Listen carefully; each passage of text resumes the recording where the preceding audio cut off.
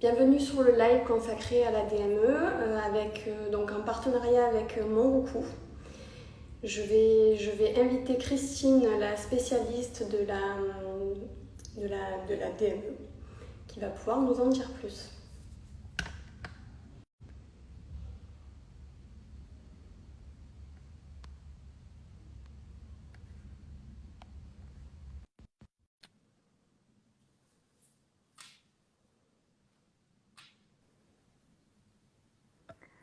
Bonjour Christine. Bonjour Marine, ça va? Ça va On bien, m'entend et merci. toi? Je vais te Tu laisser. m'entends bien ou pas? Tu m'entends? Ouais, j'entends bien, c'est bon. Je vais te Dis-moi. laisser te présenter. Ok, ça marche. Bonjour à tout le monde. Donc je m'appelle Christine Zaleski, je suis docteure en biologie, consultante et animatrice de formation pour les parents et les professionnels de la petite enfance et de la santé. J'ai fondé en 2010 un site internet qui s'appelle Cube et Petit Pois, qui est dédié à l'alimentation des tout petits, des bébés, à la diversification alimentaire. Je suis conférencière aussi bien pour les entreprises que pour les particuliers, en France ou à l'étranger, également auteur. Et Monroucou a fait, les Monroucou ont fait appel à moi parce que je viens de sortir notamment un livre sur la DME, le grand livre de la DME pas à pas aux éditions Thierry Soucard. Donc voilà, je vais pouvoir aborder ce sujet avec vous. Super. Est-ce que tu peux nous rappeler brièvement ce qu'est la DME? Oui, alors déjà DME, c'est pour diversification menée par l'enfant. Et c'est une approche un petit peu différente de l'approche classique de la diversification alimentaire. Donc la diversification alimentaire, c'est quand on propose en plus du lait autre chose au bébé. Et donc il y a l'approche classique qui vise à proposer des purées, des compotes, des bouillies. Et en DME, en fait, on va proposer directement des aliments qui vont être entiers, le plus brut possible et le moins transformés. Et l'autre point de la DME, c'est que le bébé va s'alimenter en toute autonomie. Parfait. Voilà. Super. Donc, je vais commencer les questions qu'a posées ma communauté. Ok, super. La première, c'est doit-on commencer la diversification à 6 mois, sachant que maintenant, les pédiatres la conseillent vers 4-5 mois, ou est-ce qu'on peut la Oui, commencer avant avec des purées et basculer sur la DME? oui. Alors, pour ce qui est de la DME, on la commence autour des 6 mois du bébé. Je dis autour parce qu'on s'adapte toujours au bébé, voilà. Mais on ne la commence pas à 4 mois parce que le bébé n'a pas la posture physique bien rectiligne pour déglutir des morceaux solides. Il ne peut pas bien mâcher, il ne peut pas attraper les aliments. Enfin voilà, à 4 mois, c'est vraiment pas possible. Donc dans tous les cas, la DME, elle se commence aux alentours des 6 mois.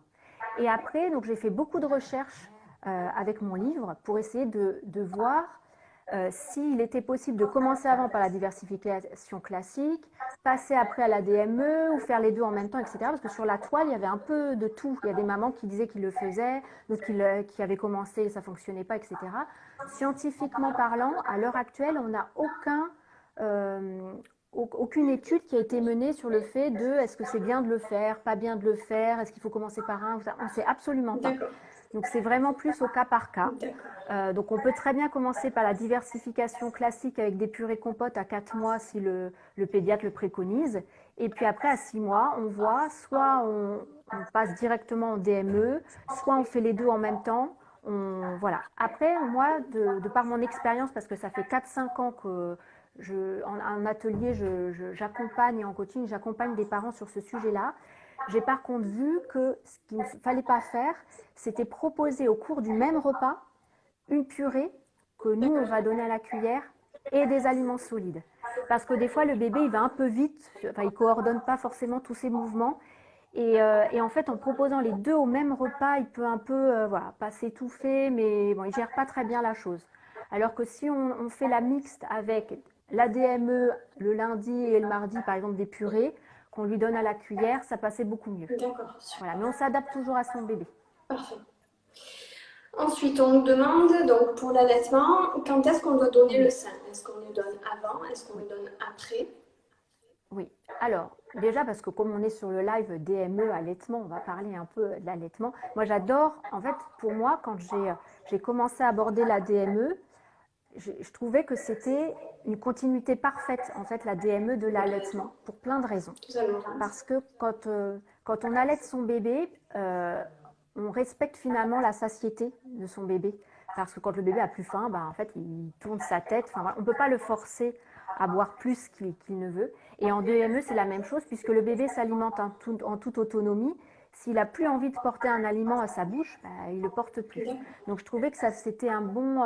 voilà, c'est un des points qui me semblait important. Après, il y a évidemment l'autonomie, puisque au sein, le bébé, il boit tout seul. Et là, en DME, c'est pareil, c'est lui qui porte les aliments à sa bouche. Donc il y a l'autonomie. Il n'y a pas d'intermédiaire finalement entre le bébé et le sein, voilà, et son alimentation, il n'y a pas d'intermédiaire, il n'y a pas de tétine, biberon ou autre. Et pour la DME, c'est pareil, à part sa main qui porte les aliments à sa bouche, il n'y a pas d'intermédiaire physique. Et puis, il y a tout ce qui est, j'en reparlerai sûrement pendant le live parce que c'était très important, c'était un point clé dans mon livre notamment, des recherches que j'ai faites, c'est vraiment de travailler sur la mastication. En fait, quand un bébé est allaité, téter au sein, c'est très physique, plus que les biberons. Quoique maintenant, il y a des biberons qui essayent de plus en plus à mimer le sein des mamans, mais voilà, nos seins sont bien faits pour ça. Et du coup, le bébé travaille énormément sa mâchoire, il doit beaucoup pomper. Et en DME, du coup, il continue finalement à faire ce travail-là d'une façon différente. L'allaitement, il va déglutir des liquides, donc il va vraiment téter et positionner sa mâchoire d'une certaine façon. En DME, il va apprendre à la positionner d'une autre façon puisqu'il va devoir mâcher des aliments solides, mais il va y avoir tout un travail qui va être fait aussi au niveau de sa mastication, etc. Donc ça, c'est super important. D'accord. Voilà. Donc ça, c'était déjà les points. Après, à savoir, pour répondre à la question d'une de tes mamans, en fait, il n'y a pas de règle. Est-ce que je commence avant par la tétée ou après? C'est même en diversification alimentaire classique, c'est la même chose. Il y a des bébés qui ont vraiment très très faim à l'heure du repas. Et très souvent, c'est bien de les apaiser un petit peu avec une tétée. Et puis après, ils sont plus sereins et calmes pour essayer d'attraper les aliments, les porter à la bouche. Après, il y en a d'autres qui vont inversement préférer être stimulés tout de suite et porter les aliments à leur bouche. Puis après, ils sont un peu fatigués parce que ça fatigue et ils finissent de s'alimenter avec le sein. Donc là, je vais vraiment dire, il n'y a pas de règle, c'est vraiment au cas par cas. D'accord, ok. C'est même possible, par exemple, de donner le sein avant. Au tout début, la DME, je pense que le bébé ne mange pas beaucoup. Et après, de compléter. Exactement. Okay, exactement. Ouais. Là, c'est vraiment, il n'y a pas de règle, on s'adapte vraiment au bébé. Est-ce qu'il y a nécessité d'avoir des heures fixes de tétée ou pas?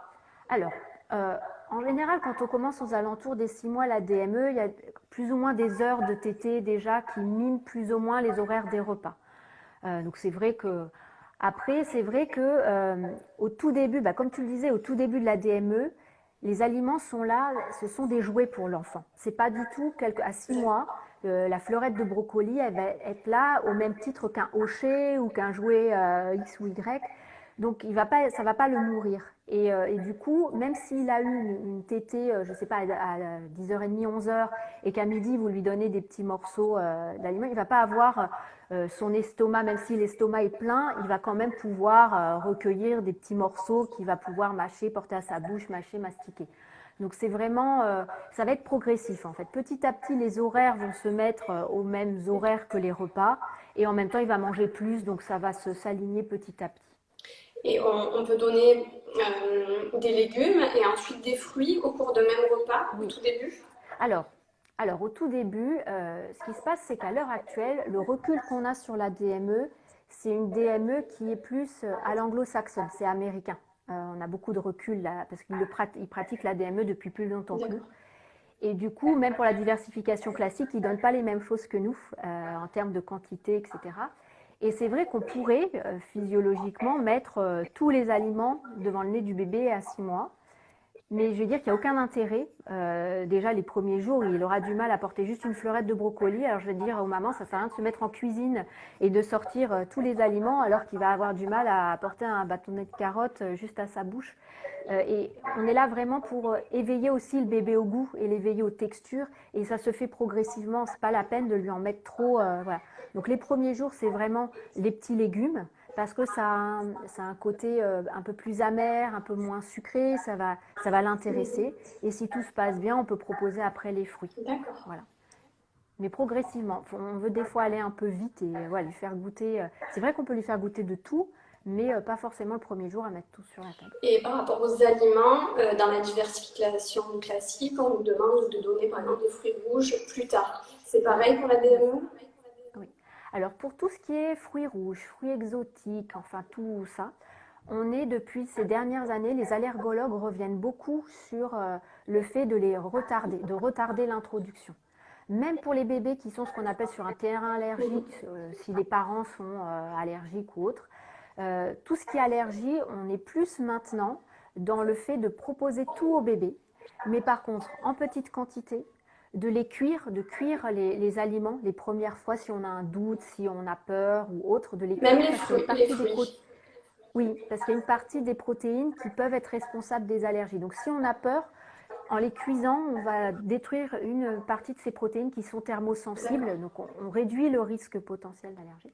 Après, ce qu'il faut retenir, c'est de ne pas proposer de proposer un seul aliment potentiellement allergène au cours du repas et pas en proposer 3-4 en même temps. On ne va pas proposer de l'huile d'arachide, plus des crustacés, plus de l'œuf, enfin tout au même repas. On le fait progressivement et on n'oublie pas de le réintroduire, de le reproposer. Voilà, parce que la première fois, il n'est peut-être pas forcément allergique. On n'est pas obligé de le reproposer le lendemain ou le surlendemain, comme c'était préconisé avant de rester 3-4 jours sur le même fruit ou le même légume. On peut changer, mais on n'oublie pas, on note sur son smartphone ou autre qu'on lui a proposé tel aliment et on lui repropose bien une autre fois une autre prochaine fois pour être sûr qu'il ne soit pas allergique. D'accord, ok. Et par exemple, moi, ma pédiatre me demande à un moment dans la diversification de mettre de l'huile de colza. Oui. C'est pareil pour la DME? Oui. Alors pour la DME, le problème entre guillemets il en faut de l'huile. Hein. Il en faut de l'huile surtout, enfin la matière grasse. Il faut beaucoup de matière grasse parce que le lait maternel, c'est que du gras pour les mamans qui ont tété qui ont tiré leur lait, c'est vraiment très très gras. Il faut du gras pour nos bébés, donc il ne faut pas l'oublier. Par contre, en DME, si vous mettez un peu d'huile sur la fleurette de brocoli au début ou le bâtonnet de carotte, ça va faire l'effet savon. Voilà. Mais ce qui se passe aux alentours des 6 mois, c'est que le lait est encore là en énorme quantité et va subvenir aux besoins en matière grasse. Et par contre, aux alentours de 7-8 mois, le bébé va réduire le temps de tétée le midi ou au goûter, c'est à peu près une moyenne selon les bébés. Et c'est l'âge où le bébé aura une meilleure coordination et on pourra lui proposer, alors par exemple, soit des pâtes où on met l'huile dessus ou des légumes avec l'huile directement dessus, soit on pourra commencer à lui préparer des sortes de tartinades, des petites purées dans lesquelles on met l'huile et après on le met sur une tartine pour qu'il puisse le manger. On coupe la tartine, etc. et on lui donne pour qu'il puisse le manger. Donc la matière grasse, ça va être comme dans la diversification classique, aux alentours des 7-8 mois. Et on n'oublie pas surtout et on s'adapte. Après, en matière grasse, c'est comme pour la diversification classique, c'est des huiles plutôt végétales principalement et qui sont riches en oméga 3. Il y a l'huile de colza qui est la meilleure entre guillemets rapport qualité-prix. Et après, il y a toutes les huiles de noix, de lin, de chanvre, de cameline, celles qui sont un peu, voilà, si on les a dans son placard, on peut en donner au petit bout. Mais bien penser à proposer des huiles riches en oméga 3 pour les bébés. D'accord. On a une question, quelle quantité d'aliments prévoir quand on commence la DME? Alors, c'est le plus difficile en DME pour les parents souvent, c'est qu'il faut lâcher prise sur les quantités et qu'il faut faire confiance à son bébé. Alors la chose que je dis toujours en formation ou en coaching, je dis toujours qu'il faut retenir que le lait est l'aliment de base, au moins jusqu'à 8 mois, c'est plus de 60% de l'apport calorique qui passe par le lait. Donc faut pas chercher à lui donner plein de légumes, plein de fruits pour qu'il soit pas carencé ou autre. Il sera nourri par le lait, on s'inquiète pas. Même s'il mange qu'une petite fleurette ou autre, il sera déjà éveillé au goût, il sera éveillé à la texture, il apprendra à mâcher, il développera sa coordination. Donc ça, c'est super important, même si c'est des toutes petites quantités. Donc on fait abstraction à tout ce qui est quantité et on laisse le bébé gérer. Ça, c'est vraiment le plus difficile. Mais petit à petit, on prend vraiment confiance si on n'appréhende justement pas le fait de se dire il n'a pas pris assez, je ne lui ai pas mis assez d'aliments, ou voilà. Après, on le voit au cas par cas, si on propose, je ne sais pas moi, 3 fleurettes un jour, on voit qu'il a tout mangé et qu'il tète bien après ou qu'il prend bien son biberon, on peut le lendemain lui en proposer un peu plus. Voilà, il y a l'estomac qui grandit aussi petit à petit. Et donc, ça à nous adapter au bébé, mais voilà, de ne pas perdre de vue qu'au tout début, c'est le lait qui est l'aliment de base. D'accord. En moyenne, les enfants mettent combien de temps à s'adapter à cette façon de manger? Ça dépend des bébés, mais il y a des bébés qui, aux alentours de 8-9 mois, mangent quasiment les mêmes textures que les parents quand ils ont commencé la DME à 6 mois. Donc ça, c'est l'avantage parce que c'est super pratique. Après, on peut partir un peu, je ne vais pas dire n'importe où, mais presque, voilà, ils mangent quasiment la même chose que nous. Après, c'est à nous d'équilibrer pour que ce soit nutritionnellement adapté au bébé. De ne pas mettre de la malbouffe entre guillemets dans l'assiette de nos bébés, mais au niveau de la texture, ils mangent quasiment la même chose que vous. Donc moi je sais qu'en tant que maman, on voulait aller au restaurant, on n'avait pas besoin de prévoir le petit pot, le repas, mixer, etc. On pouvait commander des légumes et elles mangeaient la même chose que nous. Et c'est vrai que les mamans ont souvent ce retour-là de manger la même chose que nous aux alentours des 9 mois. Les bébés arrivent à être plus ou moins habiles avec leurs mains en 1 mois. En moyenne, mais après je moyenne tout, même dans mon livre aussi j'aime pas mettre des âges précis parce qu'après les parents on a toujours un peu peur, donc je moyenne beaucoup. Et puis ça développe leur motricité du coup. C'est ça, c'est qu'il faut pas perdre de vue qu'avec la DME, le bébé va développer énormément de choses et notamment cette motricité-là, cette coordination-là que le bébé en diversification classique ne fait pas.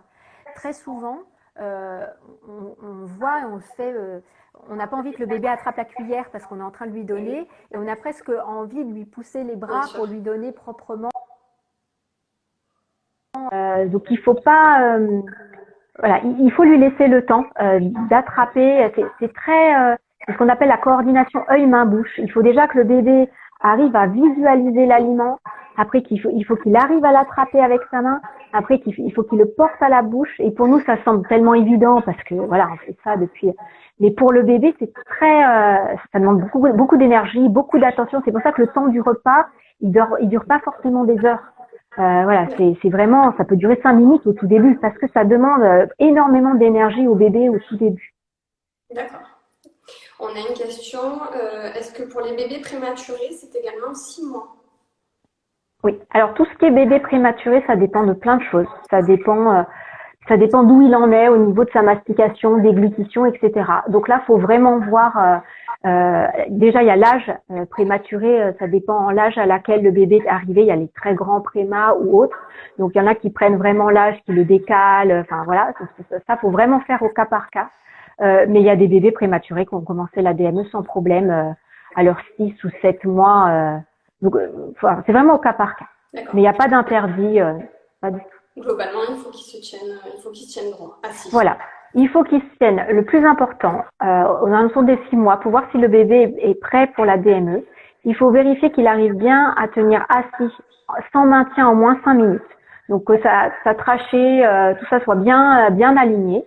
Il faut vérifier que le bébé sait tourner la tête dans tous les sens.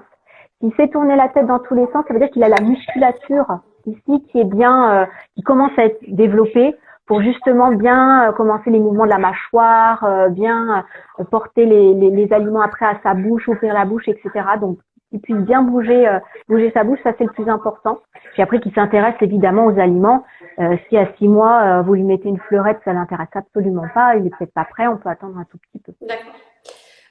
Légèrement chaud ou froid pour les aliments salés?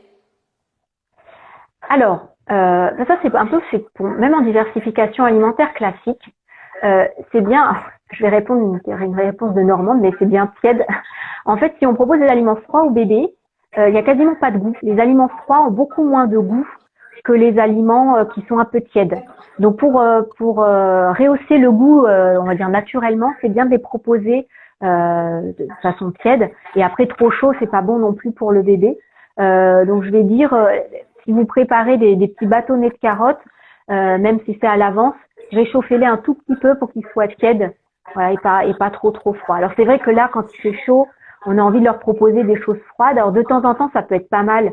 On a une tranche de pastèque ici, c'est la tranche de pastèque un peu froide. Ça peut être bien de temps en temps, ça va le rafraîchir, ça va lui faire découvrir aussi le froid, qui est une sensation qu'il peut découvrir aussi à cet âge-là, mais de façon occasionnelle et pas à tous les repas. D'accord. Au niveau de la texture, il faut que ce soit très fondant. Oui. Alors ça, c'est le plus difficile. Donc ça, c'est vrai qu'il faut des ateliers un peu pratiques.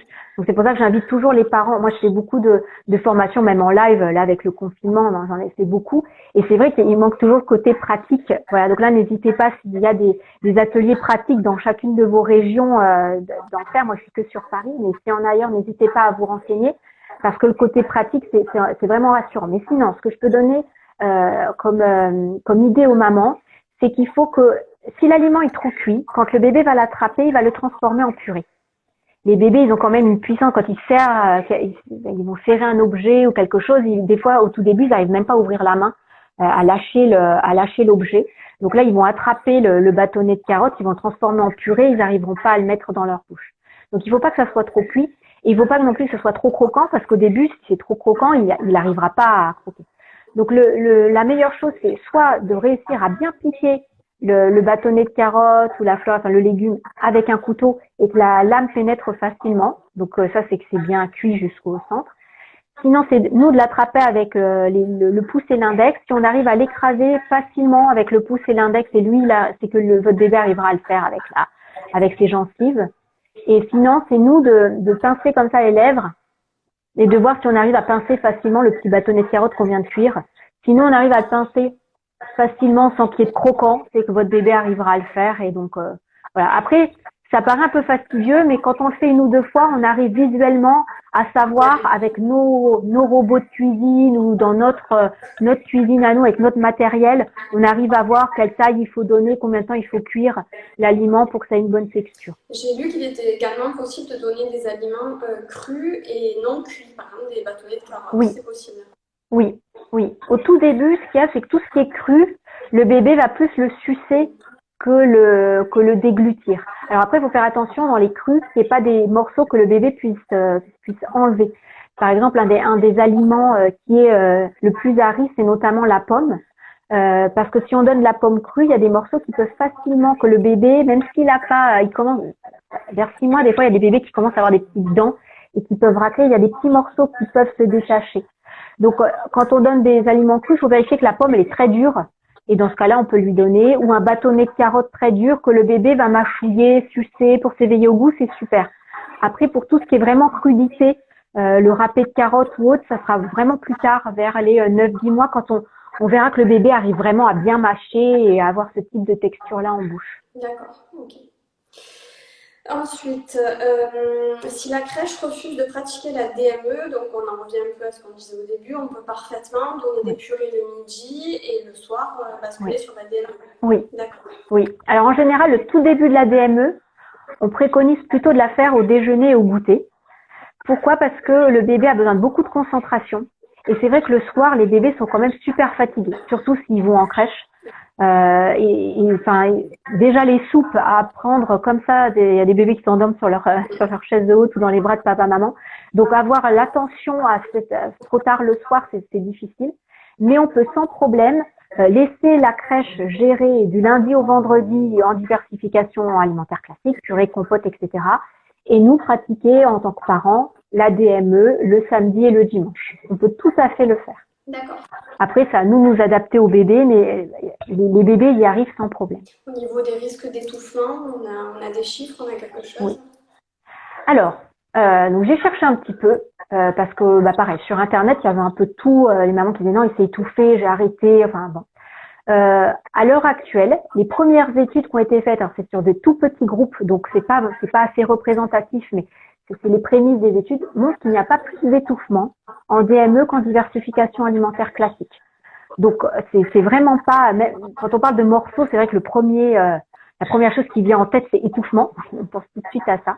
Mais il n'y a pas plus d'étouffement en DME qu'en diversification alimentaire classique. En plus, il faut que les parents soient au courant et sachent que nos bébés ont des réflexes naturels pour sortir de la bouche les aliments qui n'ont pas la bonne texture.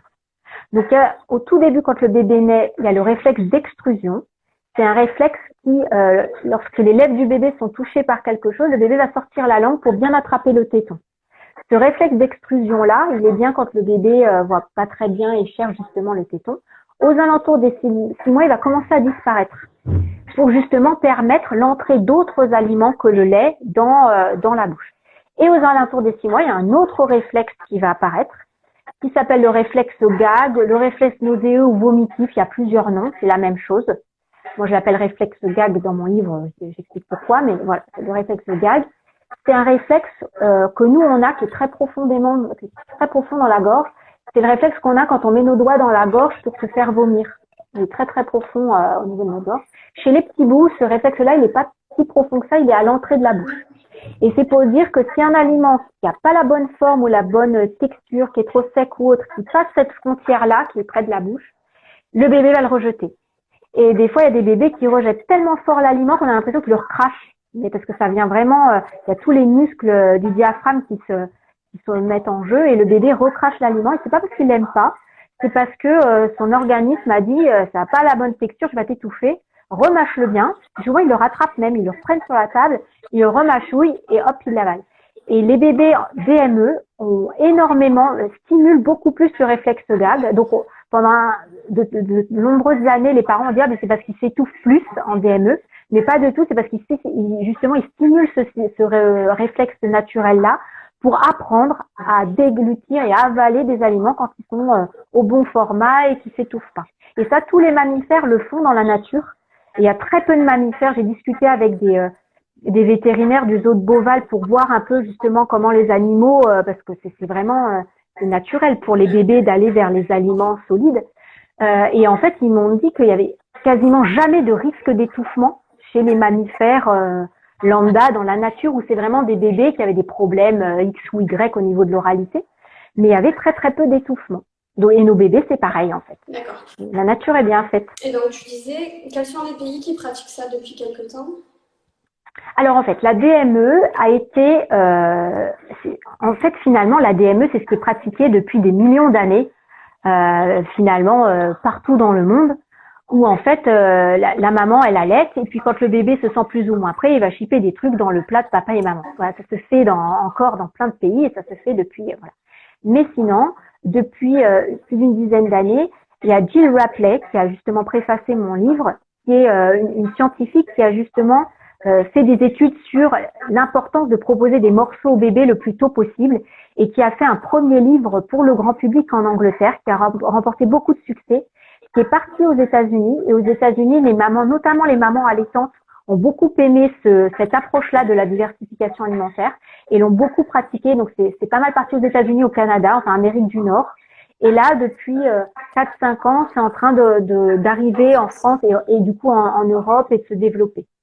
Donc ça s'appelle Baby Led Weaning en anglais américain. D'accord. Au niveau des résultats, on s'aperçoit que les enfants sont plus ouverts aux fruits et légumes qu'en diversification. Alors on s'aperçoit avec le recul que, alors je mets au subjonctif parce qu'il n'y a que quelques études qui ont été faites sur des adolescents qui aux États-Unis, c'est des enfants qui ont 14 ans et qui ont pratiqué la DME.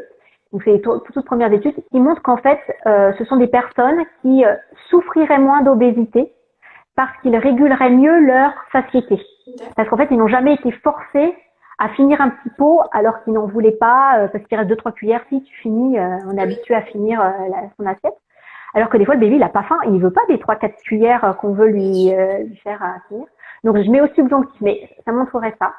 Ça montrerait que les bébés DME auraient une meilleure implantation dentaire.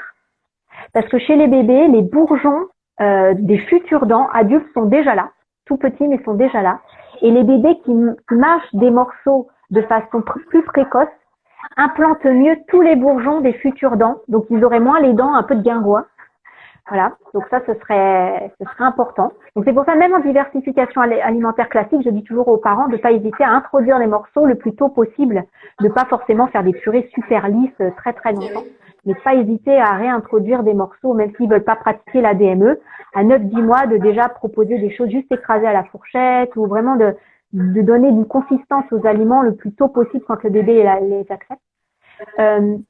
Donc ce serait vraiment ça. Et après, sur le fait d'aimer ou pas les fruits et légumes, il n'y a pas trop, ça c'est la diversification alimentaire. De façon générale, ça a vraiment été montré que les bébés qui avaient le plus possible connu de fruits et légumes petits, notamment avant la néophobie alimentaire qui a lieu aux alentours des 15-18 mois, ceux qui avaient vraiment eu l'habitude d'en avoir souvent, ils avaient une néophobie alimentaire qui était moins marquée. Et après, à l'âge adulte, c'est ceux qui aimaient le plus les fruits, les légumes, la variété alimentaire.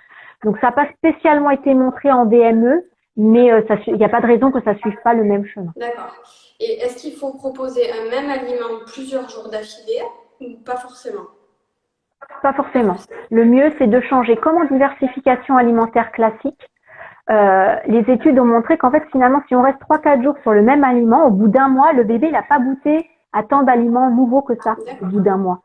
Alors que si on a l'habitude de changer tous les jours, alors quand je dis tous les jours, le lundi, le jeudi, on peut proposer le même. On n'est pas obligé non plus de faire un mois avec 30 fruits ou légumes différents. Mais je veux dire que le bébé, les bébés à cet âge-là, au tout début, aux alentours de 6-7 mois même après, ils aiment bien les rituels.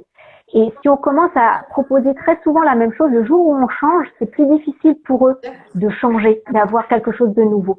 Alors que quand ils ont l'habitude au déjeuner, c'est toujours quelque chose de nouveau. Déjà, ça stimule beaucoup. Ils adorent en fait. Ils adorent analyser, découvrir le monde qui l'entoure. Si ça change de couleur, de texture, de forme, de goût, tous les jours, en fait, ils prennent ce pli-là, que ça soit nouveau tous les jours, et c'est plus intéressant. D'accord.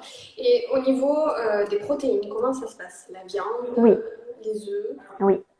Alors ça, la protéine, c'est la grande question et c'est la grande polémique entre la France et les États-Unis notamment, parce qu'il y a la question du fer en fait. Quand on introduit de la viande, souvent on pense au fer parce que nos bébés sont carencés en fer, on va lui donner de la viande pour qu'il y ait des protéines et du fer. C'est vraiment, on pense souvent à ça. Déjà, il faut savoir qu'au tout début, le fer, même si le bébé commence à avoir un petit peu des carences, plus ou moins aux alentours des 6 mois, à avoir moins de réserves en fer, il va pas être carencé à 6 mois pile en fer. Donc c'est pas parce que on va pas commencer tout de suite par lui donner de la viande que il va être carencé. En protéines, c'est pareil. L'apport protéique, elle se fait avec le lait. Le lait, c'est très riche en protéines.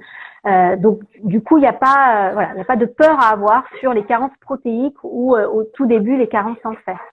Et il faut savoir que donner de la viande à 6 mois, c'est très difficile au niveau des textures. En plus, le bébé, plutôt à cet âge-là, il va plutôt sucer finalement la viande, plutôt que vraiment manger le blanc de poulet ou manger, même si vous le mixez, il va plus sucer la viande et finalement avoir plus le gras de la viande, qui est du mauvais gras entre guillemets, parce que c'est des gras saturés qui sont pas spécialement bonnes pour lui, que avoir les bienfaits. Voilà. Donc c'est vraiment plus aux alentours des 7-8 mois. Quand le bébé est plus habile au niveau de ses mains, qu'on peut commencer à faire des petites boulettes de viande que le bébé pourra attraper facilement et mâchouiller, ou boulettes de poisson ou autre, et lui proposer aussi de l'œuf.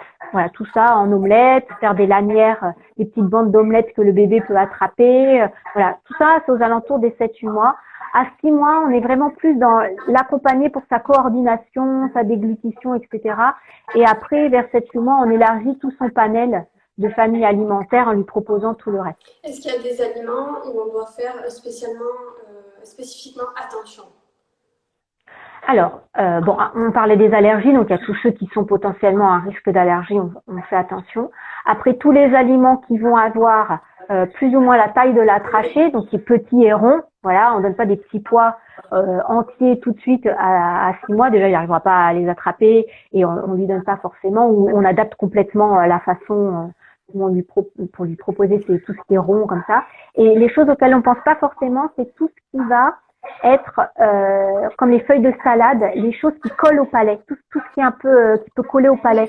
Des fois, je vois des recettes de mamans qui, je pense, peuvent bien faire, qui font des sortes de quiches ou autres avec des pâtes feuilletées. Tout ce qui est les pâtes feuilletées, choses comme ça, pour les petits, ça va se coller au palais. Et il faut savoir qu'aux alentours de 6 mois, la langue du bébé n'arrive pas à aller chercher les morceaux qui sont collés au palais, sur les côtés, etc. Donc tout ce qui a un effet un peu collant comme ça, on évite au tout début de la diversification alimentaire. D'accord, ok.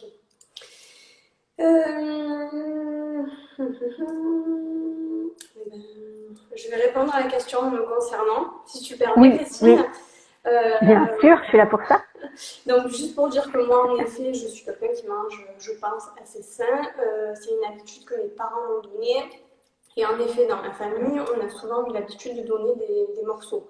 Moi, je vois souvent ma mère qui donne des moitiés d'abricots à mon fils quand il avait 5-6 mois. Alors, j'avais peur. Et puis, finalement, tout s'est très bien passé. C'est pour ça que j'ai décidé, quand j'ai connu cette méthode, très récemment, de faire ça pour ma fille. Parce que j'ai trouvé ça déjà beaucoup plus intéressant pour l'enfant.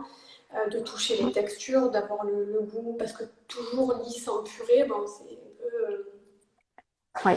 Donc oui, en effet, moi, avec ma famille, on pratique à peu près ça. C'est top. Et en plus, c'est super si c'était... tu dis que c'était ta maman, c'est super parce que souvent, il y a même un témoignage dans mon livre, très souvent, les grands-parents freinent un peu parce que c'est pas dans leur culture. Ils sont dans la culture purée, compote, c'est ce que nous on a eu plus ou moins. Et des fois, les grands-parents, c'est toujours, chez nous, ce sera purée, compote, j'ai trop peur. Et voilà. Donc ça, c'est super. S'il y a papy, mamie qui vont dans ce sens-là, c'est vraiment très très bien. Et après, je dis aux parents, c'est vrai que les morceaux, comme on disait, on a peur de l'étouffement. Moi, je préconise toujours, et dans mes formations DME, je préconise à côté, ceux de la petite enfance, ils sont formés aux gestes de premier secours, mais je conseille vraiment aux parents de se former aux gestes de premier secours. Mais on devrait le faire même, même si on pratique pas la DME, ça devrait même être obligatoire, enfin je vais pas dire obligatoire, mais on devrait tous avoir cette formation-là en tant que parents pour connaître les gestes. Par exemple, moi, les parents ne savent pas forcément que quand le bébé s'étouffe, quand il est petit, en dessous de 1-2 ans, faut pas lui taper dans le dos parce qu'il a la nuque qui est fragile et qu'il y a des positions spécifiques pour mettre le bébé sur la cuisse s'il s'étouffe à cet âge-là. Et c'est des petits gestes il y a des stages à la Croix-Rouge qui sont gratuits. J'invite vraiment les parents à faire ce stage-là pour connaître. Déjà, ça permet d'être un peu rassuré, d'avoir moins peur en se disant bon, s'il arrive quelque chose, au moins je sais quoi faire, ça rassure quand même. Et c'est vrai que donner les morceaux, ça rime avec peur de l'étouffement, mais on peut se rassurer et faire confiance à son bébé aussi. Mais bon, c'est pas toujours facile. Et au niveau du corps médical, les pédiatres et autres, est-ce qu'ils commencent à venir à cette méthode? Ils commencent. Des fois, Ils commencent, mais tout doucement. Oui, moi alors j'ai carrément des mamans qui me disent mais moi je lui ai parlé de DME, il savait pas de quoi je lui parlais. Il y a vraiment des oui, moi j'en ai sur Instagram ou Facebook, c'est vraiment ça. Elle me dit mais il connaît même pas le terme. Donc moi j'en forme de plus en plus. Donc je pense qu'il y a vraiment même à l'université, dans les écoles de médecine, je commence à moi donner des cours et je pense qu'il y a d'autres peut-être diététiciennes, nutritionnistes qui commencent à rentrer aussi dans les universités. Donc je pense qu'il y a vraiment, comme il y a une demande justement des parents, peut-être que les pédiatres justement commencent à se former à ça mais c'est encore très très restreint, très très restreint. Mais déjà en nutrition classique, moi je le vois en diversification alimentaire classique, il n'y a pas toujours le répondant derrière des professionnels de la santé. Ce qui est vraiment dommage parce que les parents sont en attente d'avoir des réponses de leur pédiatre ou médecin généraliste. Donc déjà en diversification classique, alors en DME, voilà. Mais quand il y en a, c'est super. C'est super. D'accord, ok. Est-ce que sur certains aliments qui glissent, j'ai vu qu'on pouvait également garder la peau pour permettre au bébé d'agripper l'aliment? Exactement. Alors pour les aliments, j'appelle ça avec l'effet savon, qui glisse un peu. Donc il y a la classique banane par exemple, où on garde finalement la moitié de la peau. Comme ça, le bébé va attraper la banane avec la moitié de la peau et il va manger le reste qui dépasse, voilà, donc la peau. Tout ce qui est mangue, on peut garder la peau, pastèque, etc. On peut garder la peau. Alors après, évidemment, il faut bien laver. Donc on privilégie bio peut-être pour éviter. Ouais, voilà, c'est ce que j'allais dire. On lave bien et on privilégie évidemment le bio parce que le bébé, il va peut-être l'attraper, mais il va aussi le lécher le côté où il y a la peau. Et puis après, s'il touche ça, il va se lécher les mains. Voilà.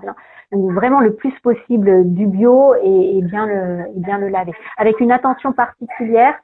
Il y a pas eu à ma connaissance, en France, il n'y a pas eu de cas, mais il y a eu des cas aux États-Unis, aux États-Unis, je sais plus si Canada, en Amérique du Nord, avec des intoxications avec les melons.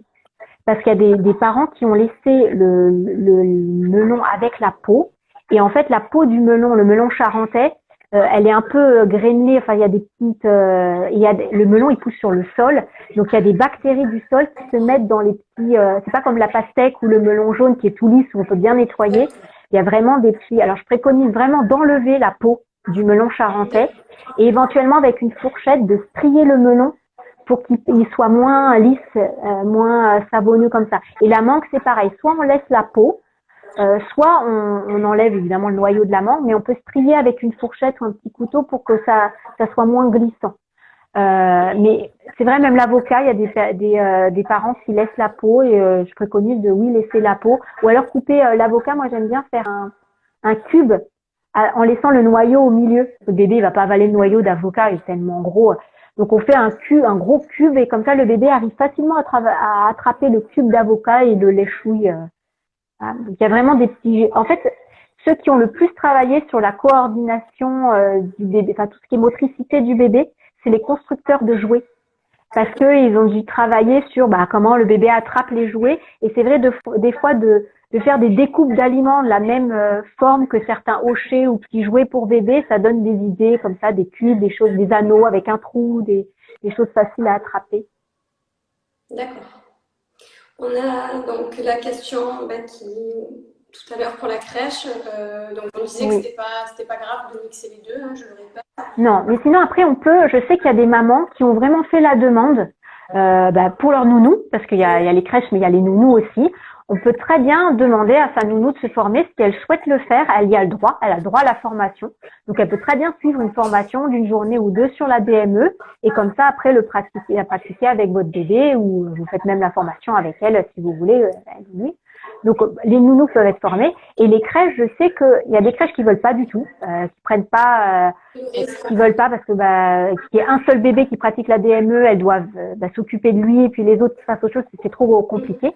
Donc là c'est non. Mais il y a des crèches qui sont ouvertes, qui ont moins d'enfants, des crèches parentales notamment, qui sont ouvertes à ça. Et donc faut pas hésiter à demander et à leur dire qu'elles peuvent être formées, que voilà. Et il y a de plus en plus de demandes en formation des professionnels de la petite enfance et il faut pas hésiter en tant que parent à leur demander. D'accord. Que penses-tu des sucettes grignoteuses? J'ai cru voir ça. Ah oui. Oui. Alors les grignoteuses, alors pour ceux qui savent pas, parce qu'il y a des parents qui savent pas toujours, les grignoteuses, c'est des sortes de grosses tétines. Enfin, il y a deux cas. Il y a les grosses tétines avec des trous et on met un morceau, par exemple, de fraise dedans. Et comme ça, le bébé, il mâchouille la tétine et il y a du jus de fraise qui sort par les petits trous. Ou alors, au lieu d'avoir une tétine percée avec en silicone, c'est un filet. C'est un filet et puis on met le morceau de fruits ou de légumes dedans et le bébé mâchouille. Alors, ça rassure un peu les parents pour pas qu'il attrape, voilà. Après, il faut savoir que par exemple pour les fruits, le bébé finalement va avoir en bouche quasiment que du jus, donc que du sucre. Donc il va pas y avoir les fibres, il va pas y avoir tous les bienfaits du fruit à côté. Donc moi je le conseille vraiment occasionnellement. On est au parc, on veut pas qu'il tâche ou autre, on veut qu'il mâchouille, plutôt que d'avoir une purée cuite, trop cuite ou autre, ou d'avoir un morceau de fruit, on va s'en mettre partout. On lui donne la petite grignoteuse. Ça peut avoir un côté nomade pratique. Mais de pas proposer tous les repas avec ce système-là, même si c'est rassurant pour vous. En plus, au niveau de la texture, le bébé, il est en position il tète, parce que c'est des tétines souvent, il tète, et il se met pas à mâcher puisque c'est du jus qui sort, donc c'est liquide, il déglutit un liquide. Donc, c'est vraiment occasionnellement. Okay. Voilà. Alors, la digestion et la DME. Oui. Alors, il faut savoir que un bébé DME digérerait mieux. Déjà parce que le bébé va mâcher plus longtemps, donc il va ensaliver les aliments. Il va mettre de la salive sur les aliments. Et il faut savoir que la salive, elle prédigère énormément de molécules, enfin d'aliments et après de molécules. Donc c'est très important de mettre beaucoup de salive sur les aliments. Et c'est vrai que les bébés en mettent beaucoup plus que sur les aliments en purée. Les aliments en purée ont, eux, été prédigérés, entre guillemets, avec la cuisson et le fait de mixer les aliments. Et au tout début, le bébé va finalement ingérer des toutes petites quantités. Donc, ça va pas être difficile à digérer quelques petits morceaux de carottes ou autres qui ont été cuits en plus au début. Ça va pas être difficile à digérer. Et avec le temps, son système digestif va être de plus en plus mature et il va manger de plus en plus de quantité. Donc, tout va se faire en parallèle, petit à petit, progressivement. Donc, il n'y a pas plus de problèmes en digestion que ça. Les bébés RGO, c'est pareil, pas de... Alors, les bébés RGO, ça dépend vraiment. Souvent, ça dépend le problème de RGO, où est le problème finalement. Très souvent, la RGO, les bébés commencent plutôt entre guillemets, bien avant 6 mois, pour justement éviter tout ça. Mais souvent, ça se passe bien. Donc, ça dépend si vraiment il y a un problème après au niveau de la mâchoire ou autre, on évite la DME et on reste en diversification alimentaire classique. Mais il y a plein de bébés RGO qui pratiquent la DME sans problème aux alentours de 6 mois. Qui commencent à 6 mois. Au niveau des appareils de cuisson, c'est mieux un appareil vapeur? J'imagine que de le faire bouillir dans une casserole. Oui. Mais alors c'est soit l'étouffée. Donc l'étouffée, c'est quand on met juste un fond d'eau et on les fait cuire. C'est très pratique dans la poêle. On met plein de fleurettes de brocoli, des bâtonnets de carottes. On met un tout petit peu d'eau. On met un couvercle dessus transparent pour bien suivre la cuisson. Ça se peut. Sinon à la vapeur. À la vapeur, c'est pratique aussi. Et essayez au tout début de pas forcément mettre, parce que alors si c'est un robot de cuisine pour spécial bébé, toutes les marques en proposent de puériculture. Souvent, c'est quand même des robots qui sont faits plus pour la diversification alimentaire classique, pour faire des purées et compotes. Et du coup, des fois, il y a des temps de cuisson qui sont assez longs. Des fois, ils préconisent, par exemple, un quart d'heure pour de la carotte.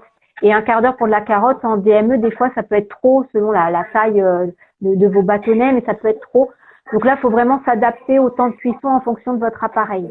Mais même un cuit-vapeur classique, même un cuit-vapeur classique, il n'y a aucun problème. D'accord, ok. Mon bébé a 4 mois et demi, j'ai commencé les purées, puis-je faire la DME à partir de 6 mois? Oui. Oui, tout à fait. Enfin, c'est ce qu'on disait, c'est un peu la DME mixte. Il n'y a pas de problème, on lui propose. Après, ça peut mettre un petit laps de temps. Il va pas peut-être mâcher bien tout de suite ou voilà, des fois faut pas comparer avec la copine où le petit a commencé à 6 mois et elle, lui, au bout de 15 jours, il mâche super bien. Oui, s'il a déjà mangé des purées avant, il peut voilà il faut qu'il apprenne, il faut qu'il pratique le plus possible, mais il n'y a aucun problème. D'accord. Il y a des bébés qui refusent catégoriquement la DME? Oui, il y a des bébés qui refusent des morceaux. Il y a des bébés qui n'aiment pas les textures en bouche aux alentours de 6 mois, donc ça va être plus tardif. Alors là, faut faire attention. Des fois, dans les statistiques, même je vois des fois des choses qui sont sur Internet en disant qu'il y a plus de 70% des parents qui pratiquent la DME en France, par exemple. Et en fait, c'est pas la DME, c'est juste qu'ils invitent plus le bébé dans l'autonomie en lui donnant des morceaux, etc. Et on commence pas la DME à 9 mois. À 9 mois, on donne juste des morceaux. On commence à donner des morceaux comme on le fait en diversification alimentaire classique. Donc c'est pas vraiment, c'est pas la DME. La DME, c'est vraiment quand on commence la diversification alimentaire par ces aliments solides. On passe pas par les purées et compotes. Donc c'est vraiment donc si on attend trop, si le bébé refuse à 6 mois, 7 mois, 8 mois et qu'il les accepte plus à 9 mois, ben voilà, c'est juste on développe l'autonomie du bébé et les textures en bouche pour le bébé. D'accord. Ensuite, quels sont les premiers signes du bébé qui vont nous indiquer que l'on peut commencer à lui donner des aliments solides? Alors, très souvent, c'est les bébés qui demandent. Déjà, ils attrapent beaucoup avec leurs mains. Et ça, c'est tous les bébés parce qu'ils ont besoin de toucher. Le toucher, c'est le premier sens qui se développe in utero. Les bébés ils ont besoin de toucher le monde qui l'entoure. C'est extrêmement, ils touchent tout. Enfin, tout ça. Ils touchent tout et ils portent tout à leur bouche et ils font la même chose avec les aliments. Donc ça, c'était quoi la question? Je pars dans mon truc. Quels sont les premiers signes du bébé qui nous Oui. indiquent? Donc déjà qu'il a envie de toucher ce qu'on lui met comme ça devant, ça peut être un signe, mais pas forcément puisqu'il touche tout. Il va toucher les aliments au même titre que les jouets. Donc c'est pas forcément le signe. Voilà. Il y a le signe que il arrive à tenir bien droit. Donc c'est que déjà, et comme on disait, qu'il bouge la tête, donc il ait la musculature, que physiquement il est prêt. Et après il y a le côté psychologique où vous sentez qu'il a envie quand vous êtes au moment en train de manger, si vous avez votre bébé sur les genoux. S'il s'intéresse à tout ça, ça peut être un signe complet. Enfin, en plus que psychologiquement, il est prêt, qu'il a envie d'autre chose, etc. Donc ça peut être un signe aussi pour débuter la DME. Si on a un bébé qui est tonique et qui se tient assis bien droit à 5 mois, on peut commencer ou pas? Faut voir. S'il a tous ces critères-là aux alentours des 5 mois, en moyenne, c'est quand même plutôt 6 mois, vraiment de façon générale. Moi, j'ai eu qu'un cas de bébé en 5 ans qui a commencé à 5 mois, qui était vraiment prêt. Donc voilà, ça peut être possible, mais voilà. C'est vraiment aux alentours des 6 mois. Et là, ben voilà, faut être sûr qu'il tient bien droit. On le met pas dans un transat, jamais pour donner des morceaux. C'est vrai qu'on peut mettre le bébé dans le transat ou sur une chaise haute avec le transat pour qu'il et là on le fait pas, faut vraiment qu'il arrive à se tenir bien droit et puis qu'il arrive à attraper. Souvent aux alentours des 5 mois, ils n'ont pas la motricité au niveau des mains pour attraper l'aliment et le porter à sa bouche. Mais si le bébé y arrive, voilà, pourquoi pas. D'accord, super. Ok, eh ben écoute, je réfléchis si j'ai d'autres questions qui me viennent. Il n'y a pas de questions. Moi j'en avais aussi, on avait sur le site, je crois qu'on avait dit, non, la crèche, l'étouffement, le sein avant ou après, on avait répondu. Là, on en a une. Vous avez indiqué tout à l'heure de ne pas donner au cours du même repas purée et morceaux. Qu'en est-il lorsque le bébé tète encore? Plus de risque de perturbation et d'étouffement. Oui, ben là c'est ce qu'on disait après. Quand je parlais des purées, on peut donner une purée à un bébé en DME si c'est lui qui attrape tout seul la purée. C'est-à-dire que c'est une purée épaisse et il va l'attraper tout seul. Alors à 6 mois, ça va être avec ses mains. Et un peu plus tard, avec le temps, on va pouvoir mettre la purée soit sur une tranche de pain ou biscotte ou autre, soit directement dans la cuillère et le bébé va l'attraper tout seul. Si c'est le bébé qui gère tout seul son repas, on peut lui donner des purées assez épaisses. Mais quand je parlais quand on parlait de DME mixte, c'est quand les parents vont eux-mêmes donner à la cuillère la purée dans la bouche de leur bébé. C'est là qu'il peut y avoir, voilà. Et après, il n'y a aucun problème. Le bébé peut avoir, à partir du moment où il mange tout seul, purée, morceau ou autre, il va continuer à téter après au sein. Il va pas y avoir plus de problèmes pas de problème. Je vois pas, il n'y a pas de risque d'étouffement ou autre. Il va pas mâchouiller le sein comme si c'était devenu solide et plus déglutir ou autre. Enfin, non, pas du tout. D'accord. L'eau, au niveau du repas, on fait comme... À partir du moment où le bébé est encore allaité, il n'y a pas spécialement besoin d'eau. Après, voilà, entre les tétés ou entre les repas, s'il fait extrêmement chaud ou autre, on peut proposer de l'eau. Souvent, les bébés DME, comme ils ont une bonne coordination des mains, ils arrivent assez rapidement à boire au verre, plus vite que les bébés en diversification alimentaire classique, souvent. Après, ça dépend toujours des bébés, mais souvent. Donc, c'est vrai que c'est plus aux alentours des 7-8 mois, quand on ouvre le panel des familles alimentaires, on commence à proposer de l'eau quand le bébé commence à réduire le temps de tétée ou le biberon. Aux alentours, en général, c'est au déjeuner ou au goûter. Le bébé commence à plus trop vouloir ou le sein ou le biberon aux alentours de ces âges-là, en moyenne. Il y a des bébés qui restent très longtemps, mais aux alentours de ces âges-là. Et en général, c'est que c'est le bon moment pour introduire d'autres sources lactiques avec des laitages et des fromages. Et en général, on introduit l'eau au même moment. Voilà, donc c'est aux alentours des 7-8 mois, mais c'est pareil, c'est vraiment, on s'adapte au bébé. Mais à partir du moment où il y a le biberon qui est encore présent ou les tétées qui sont assez longues, il n'y a pas spécialement besoin d'introduire de l'eau plate pour le bébé. D'accord. Bébé, il met combien de temps en moyenne Ça peut être très long, je suppose, si on le laisse faire. Ouais, ça peut être super rapide. Aussi. En fait, on est souvent très très surpris par l'éveil et la motricité qu'il acquiert très très rapidement. Il y a des bébés qui au bout de 15 jours sont déjà assez habiles. Au bout d'un mois, ils y arrivent assez facilement. Et puis après, ils sont assez dégourdis. Au début, ils vont même mettre les deux mains. Après, ils vont plaquer des choses contre leur ventre pour remonter les aliments. Enfin, ils sont super astucieux et ingénieux. Mais ils y arrivent en un mois, un mois et demi. Ils arrivent vraiment à bien devenir habiles avec les aliments. D'accord, ok. C'est encourageant tout ça. Oui, c'est encourageant parce que ça a plein d'avantages après pour les parents, je trouve, la DME. Alors après, c'est vrai qu'ils en mettent partout au début. Ça, c'est un truc que les parents me disent, mais la DME, ils vont en mettre partout. Il existe des bavoirs, il faut savoir que des gros bavoirs. C'est ça. Il y a des gros bavoirs. Et puis de toute façon, un jour ou l'autre, le bébé va en mettre partout. Même en diversification alimentaire classique, quand il commence à manger à la petite cuillère, un jour ou l'autre, ils refont la déco du salon ou de la cuisine. Enfin, ils sont obligés pour apprendre. Ils vont pas être propres du jour au lendemain. Et je trouve que, alors ça c'est mon retour personnel en tant que maman. Je trouve qu'au tout début, ils sont pas habiles, donc ils vont faire tomber des aliments. Mais ramasser une fleurette de brocoli par terre, on la ramasse et voilà, c'est ramassé. Alors que quand ils s'éveillent en diversification alimentaire classique, à l'autonomie, et qui commencent à jouer avec les purées, qu'ils envoient des petits morceaux de purée à droite à gauche, c'est super dur à nettoyer, je trouve plus difficile que ramasser un bâtonnet de carottes par terre. Voilà, ça c'est juste mon expérience personnelle.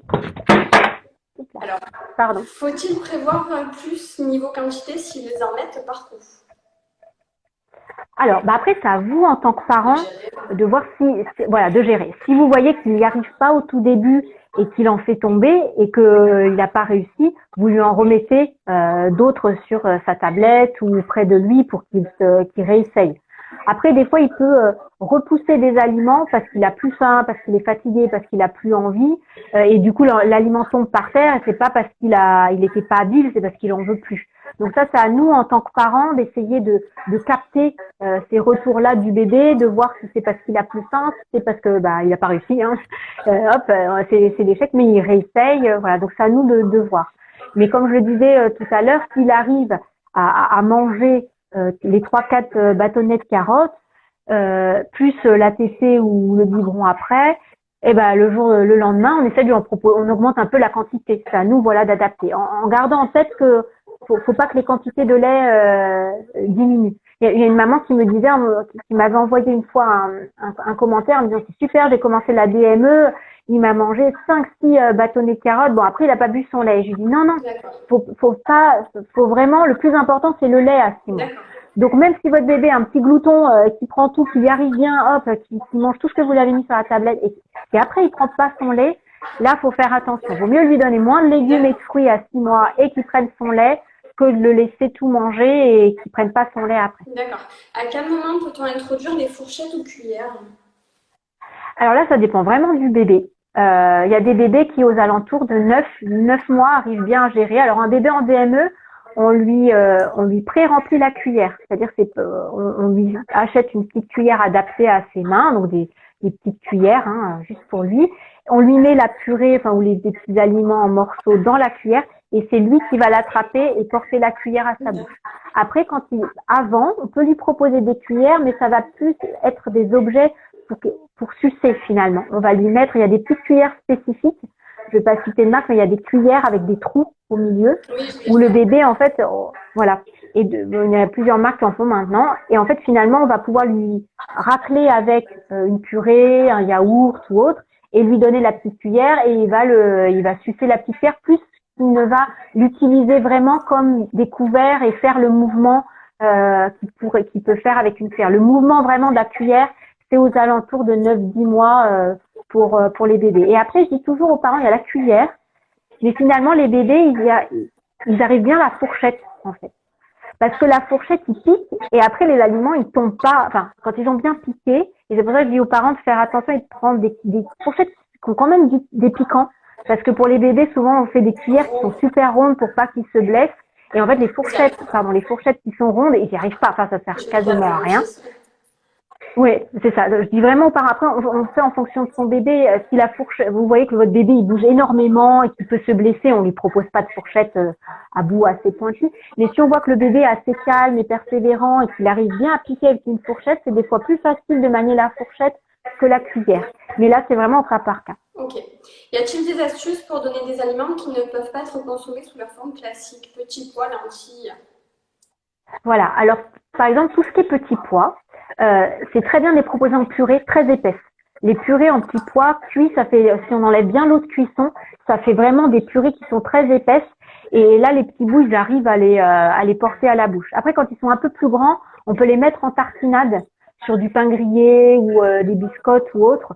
On peut utiliser la purée et la mettre sur du pain pour que le bébé le mange, sur une galette, des pancakes ou autre. On peut vraiment tartiner des purées de légumes, des purées de lentilles. On peut tartiner tout ça sans problème parce que la texture de lentilles entières, de petits pois entiers, au tout début, voilà, ça fonctionne pas. Après, quand ils sont un peu plus habiles, quand ils arrivent à faire la pince comme ça, ils vont réussir à attraper le petit pois.